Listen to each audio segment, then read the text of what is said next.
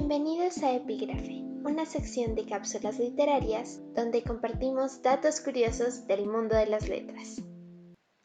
Érase una vez el primer Érase una vez, o Había una vez, o el primer Colorín colorado, este cuento se ha acabado.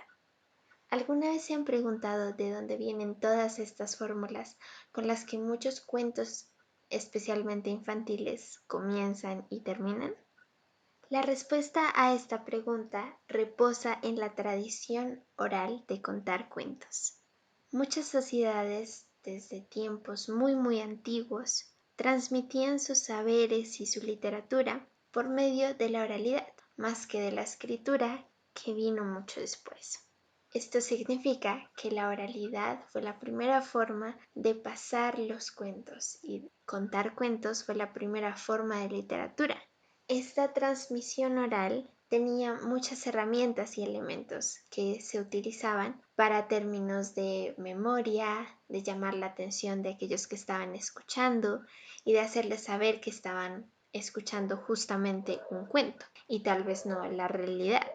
Además de juegos lingüísticos y divertimentos, además de danzas y, por ejemplo, músicas que se veían en algunos casos, uno de estos elementos era justamente las fórmulas de inicio y final. Eran como la puerta de entrada a un ámbito de ficción, a un mundo donde la imaginación podía tener cabida y a un mundo que se basaba en lo real, pero exploraba muchas formas del absurdo. Los narradores podían conectar con las personas que los estaban escuchando por medio de estas fórmulas.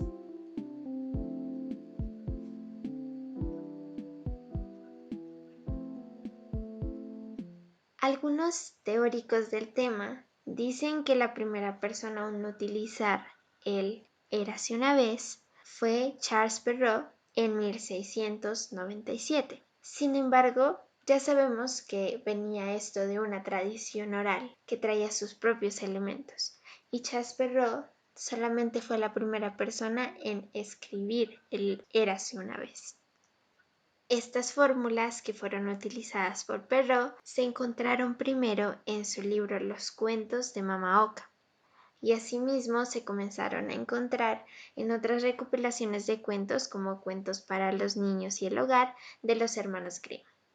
Estas fórmulas que se utilizaban en estos primeros cuentos, en estos primeros libros de cuentos, se extendieron a libros de cuentos en muchos idiomas. Sin embargo, este intento por dejar por escrito aquello que antes había sido oral tuvo algunas consecuencias, tanto buenas como malas. Por un lado, hubo una utilización de estos mismos en muchos idiomas, lo cual enriqueció y hizo que perduraran las fórmulas orales. Sin embargo, por otro lado, algunas fórmulas se perdieron, ya que se generalizó el había una vez y el érase una vez más que todo.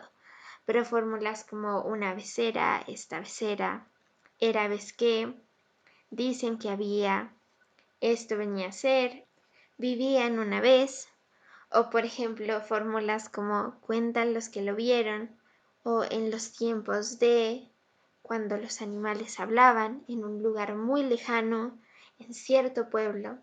Estas otras fórmulas no fueron utilizadas con tanta frecuencia y algunas de ellas, que incluso no nombramos, incluso ya no conocemos, se fueron perdiendo.